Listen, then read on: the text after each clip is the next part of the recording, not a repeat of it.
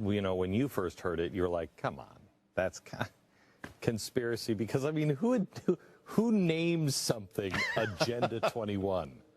I mean, when I flew into Seattle Airport one night, and the Department of Homeland Security actually paints their helicopters, I'm not kidding, black. And I'm like, come on, guys. Really, you've got actual black helicopters. So I didn't believe it. And we started doing our research, and it's so overwhelmingly out in the open. You can't believe that nobody else is looking. For everyone here tonight not familiar with Agenda 21, I would suggest that this is the beginning of your learning curve, not the end. Good evening, I'm Rosa Corey. I'm the Executive Director of the Post-Sustainability Institute. And I'm glad to be here tonight. It's an important night because we're drawing something out of the shadows. And it's important to talk about it. It's not a conspiracy theory, it's a conspiracy fact. This is Agenda 21. This is the United Nations plan. It's a 300-page, 40-chapter plan. And ICLEI was created in 1990 prior to this plan's adoption to implement United Nations Agenda 21, Sustainable Development worldwide. Sustainable development is a term that was defined by the United Nations, and all of these terms come out of the United Nations. Smart growth is part of the United Nations Agenda 21. Your general plan elements are designed in accordance with United Nations Agenda 21 principles.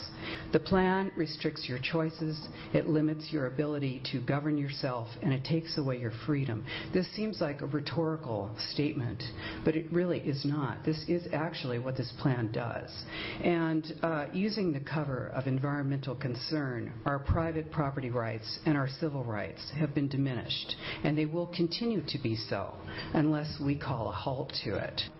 ICLEI is the International Council for Local Environmental Initiatives, but it changed its name so that you wouldn't know that it's international. It seems like all of these things seem like they sound so good. Sustainable development, green, vibrant, walkable, bikeable. You know, how could you be against that? But really, when you know about this plan, it is really very serious. Did you know that there's regional plans all across the nation right now that are being rolled out that are all exactly the same? They're all in alignment with the principles of UN Agenda 21. And ICLEI is their agent. An NGO is an affiliate of the United Nations. That's what that means. They're not part of this government. They're outside, coming from outside of our nation. And they don't have the best interests of Americans at heart. What they're going for is 11 regions in North America, not states, not our 50 states, 11 regions. They will be appointing people to do the planning and the running and the operation of those regions through the United Nations. The International Council of Local Environment is an oxymoron to me. What does the International Council have to do with our local environment? On the ICLEI website, it says 200 local governments from 43 countries convened at our inaugural conference, the World Congress of Local Governments for Sustainable Future at the United Nations in New York. I think there's a connection. Wouldn't you agree, Mr. Mora? I am patently against ICLEI and Agenda 21, and I urge the city, as a resident, to withdraw your membership. That's not to say give up your green programs. That's not to say give up striving to have a better environment. But disconnect from this organization. It is not good, folks. This isn't about green. Green is just the guise. Green is just the guise until we open our eyes and realize that control is how the people that you're working for really roll. Here is the Local Agenda Planning Guide, ICLEI.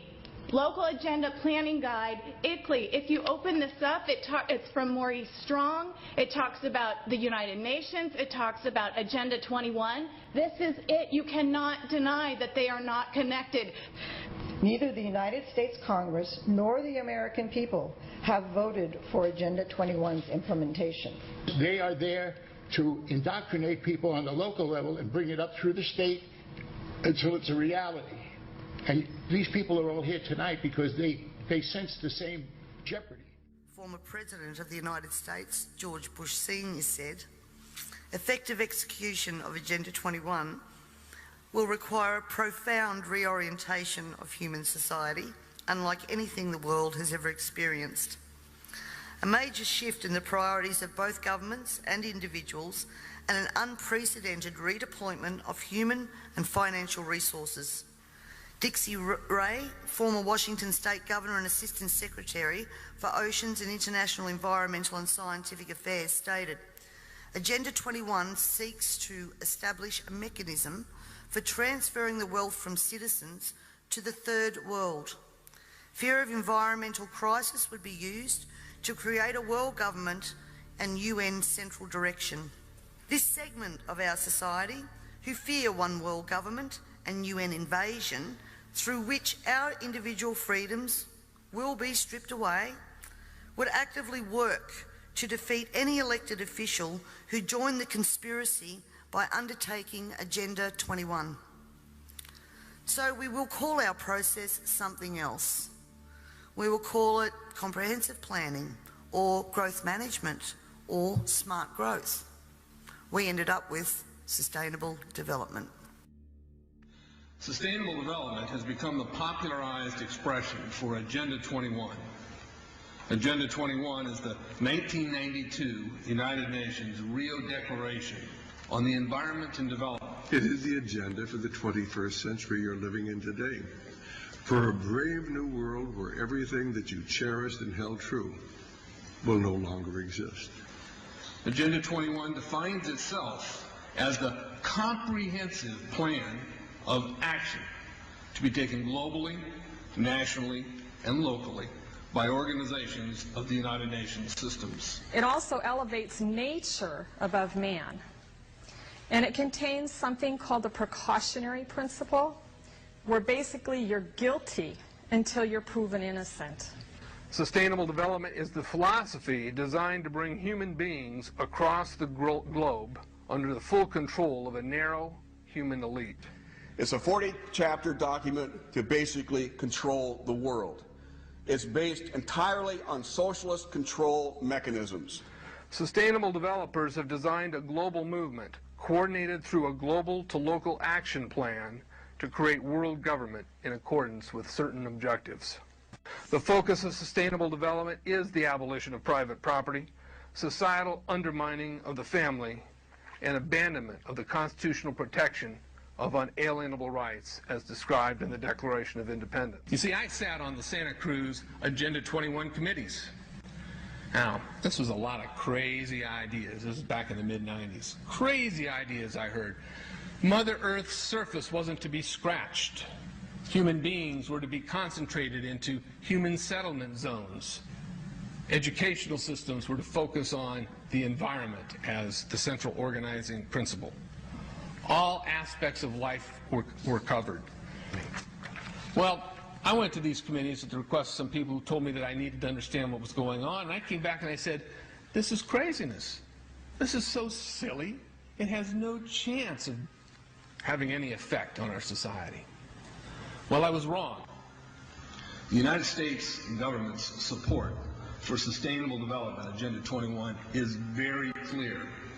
In 1992, while the Rio Conference was going on, George Bush, then president, was there where he executed the Agenda 21 protocols on behalf of the United States and brought it back to Washington, D.C. Within a year, Bill Clinton, by executive order, no congressional review, established the President's Council for Sustainable Development. In Santa Cruz, we've got a 2-lane freeway system. We need 4, but what we're getting is hundreds of millions of dollars of federal money to take a dilapidated rail line that Southern Pacific wants to put in the hands of somebody else so that a commuter line can be built along the railroad track. That'll be followed by 14-story buildings where people will live in stack them and pack them units, where developers or so-called sustainable developers will build these high rises with federal dollars.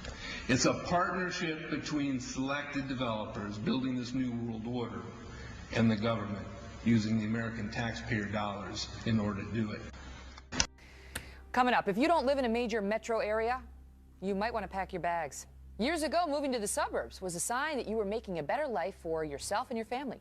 But our next guest details a government report suggesting there may be a long-term plan to change all that for you. The effort to, quote, Manhattanize America. Notice, the barbed wire faces in, not out. See the sign out there, hopefully, that says Homeland Security for the T. Don Hutto Residential Center. And so there it is. It's been designated as a FEMA camp in time of civil unrest or declared emergency.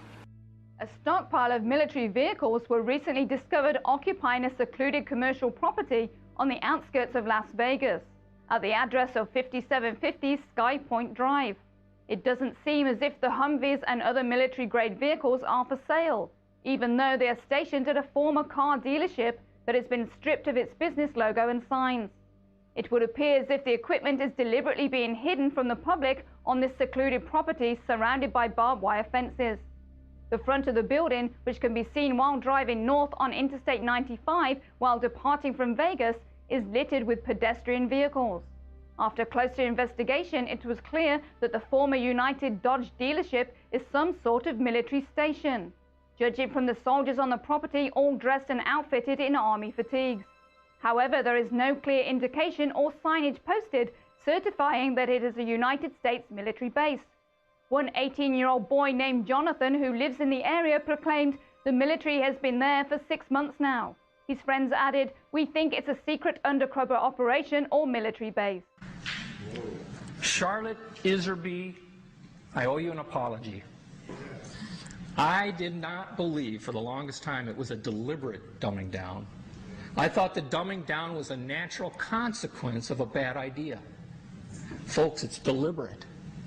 It's deliberate. The sustainable globalist goal is the orchestration of a planned fall of American principles, values, and lifestyles. The effect on the average American will be devastating. With modernizing technology, the ordinary person will live without independence, privacy, or substantive rights. This government has been working overtime to take away our rights to common law through many pieces of legislation. Common law is what guarantees us an ability to correct injustices. This coming year, I promise you, you will also hear debate over a number of pieces of legislation that will further erode our common law rights. And you have to get behind me on this, ladies and gentlemen, to stop this from going through. As Agenda 21 became more and more apparent to me, I began using the line in Parliament that government was now declaring war on its own citizens. And that goes back as far as 2008. This, of course, led me to being labelled a conspiracy theorist. But here we are now, openly talking about Agenda 21 and the ramifications we will see in a short period of time if this is not stopped in its tracks. The environmental crisis will be the international disaster that will unlock the new world order, one world government.